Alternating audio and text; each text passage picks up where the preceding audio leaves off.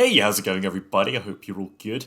My name is Peter Gargan, and for this video, I would like to go over the many reasons why I'm excited for Pikmin 4, heading to Nintendo Switch on July 21st. This has been my most anticipated game for the whole year, and I can't wait to get into this.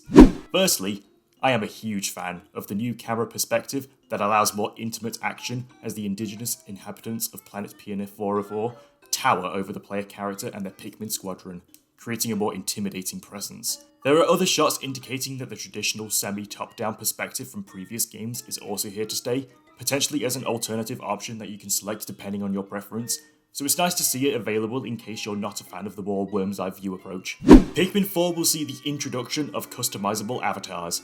Sure, considering several other games out there have this as a standard feature, it's not exactly something that breaks new ground in the grand scheme of things, but it's nice to see it get adapted to the Pikmin aesthetic as a series first.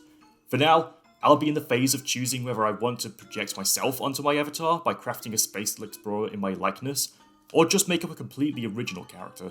After all, this feature leaves it entirely up for me to decide.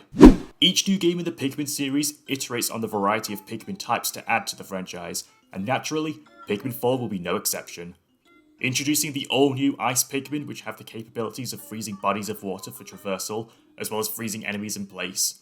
These chilly chaps are welcome additions alongside the other new Pikmin type. The ghostly glow Pikmin seem to only be available during nighttime segments, something I'll touch on in a bit, and it appears that they can collectively merge into a large ball of energy as a method of attack. I love their otherworldly design, and the fact that they are exclusively nocturnal makes them feel all the more special and unique. Speaking of nighttime, veteran Pikmin players are used to having to round up any stray Pikmin ahead of the in-game day ending, so that we can save them from being left behind during the night. But Pikmin 4 will now enable us to go on nocturnal expeditions. The enemy's eyes also start glowing red, becoming more aggressive and dangerous, so I imagine there's a high risk, high reward deal going on to incentivize players to give nighttime navigation a go. These luminal structures that the glow Pikmin appear from also serve as distractions for the enemies, while also needing to be protected from them, meaning you can use them to get a strategic edge in combat. One of the main aspects of Pikmin 4 that I think we can all agree on that has made our hearts melt with absolute cuteness is the introduction of the new dog-like companion Oatchi. This good boy accompanies you throughout the journey, assisting with all sorts of tasks like providing additional support to your Pikmin that are carrying items back to base, sniffing out potential castaways, as well as lending a helping hand, or paw, in combat. Oatchi can also paddle across bodies of water as you and your Pikmin jump on his back. Fans of Pikmin 2 rejoice, as Pikmin 4 will see the return of cave exploration. Although I've personally felt a bit mixed about the caves myself, I'm going to be open to its reintroduction in case it fixes the gripes I had with it originally. Something which I won't go into for now, but its addition is another nice indicator of features from across the entire series being combined into one package, so I'm optimistic to see how this is executed and welcome the return. The collectible focus of Pikmin 4 this time round is appearing to be more reminiscent of Pikmin 1, in which various gadgets are collected to fix the broken ship, which then allows more explorable areas to be accessible. Another variation of collectible consists of the multiple castaway space explorers dotted around the world that need to be rescued. Oatchi's ability to sniff them out should hopefully make the process of tracking each and every one of them down more smoothly. I had originally speculated from the February trailer that I thought the castaway featured there was Alph from Pikmin 3, and that it was a story-specific event, but it looks like I was wrong about that theory. Dandori mode is a new type of gameplay that looks very reminiscent of Pikmin 3's Bingo Battle mode, but appears to be featured within the single-player content rather than being a separate multiplayer mode, although it's very possible that it will also be the latter in a separate context outside of the story mode.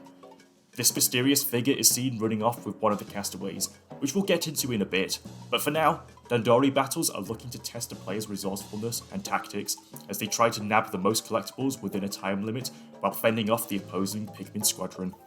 Pikmin 4 has adapted some RPG aspects, with an upgrade system that enhances your character, as well as Oatchi, with what appears to be two separate currencies. Oatchi's pup drive allows you to teach him new tricks, such as carrying strength, as well as what I assume will be attack power and movement speed among other things.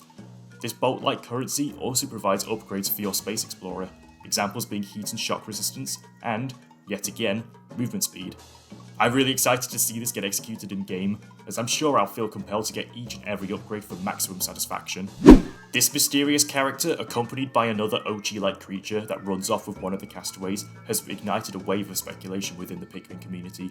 Seeing as they greatly resemble Olimar, one theory suggests that Pikmin 4 takes place in an alternate timeline that follows from the bad ending from Pikmin 1. Without spoiling anything, I can see why many are forming this conclusion, but we'll have to play the game and see if it comes true, or if there's some other kind of explanation. And finding out an answer is exactly what part of the excitement is all about. If it isn't obvious by this point, Pikmin 4 is the most excited I've felt for an upcoming game in quite some time, and is highly likely to go down as my game of the year for 2023. Sorry Tears of the Kingdom, you're still fantastic, but Pikmin has always been on another level for me personally. The fact that we've seen the releases of remasters for the first two games ahead of Pikmin 4's launch means Switch owners can now have access to every numbered entry in the franchise. A lot of Pikmin activity outside of the main series has also risen these past few years, and it makes me absolutely ecstatic to see Nintendo giving the IP a significant push. Despite its niche appeal, I really think Pikmin deserves to be just as iconic as Mario and Zelda, because it's the type of game that just radiates pure passion and creative integrity, being one of the only franchises that never fail to reignite a childlike wonder in my heart, even as a young adult. Anyway, that just about does it for this video. I hope you've enjoyed it. Let me know what you're looking forward to experiencing in Pikmin 4 in the comments. Also, don't forget to subscribe to my channel for more content on the world of Pikmin or other games of interest. Thank you so much for watching, and until next time, see you later.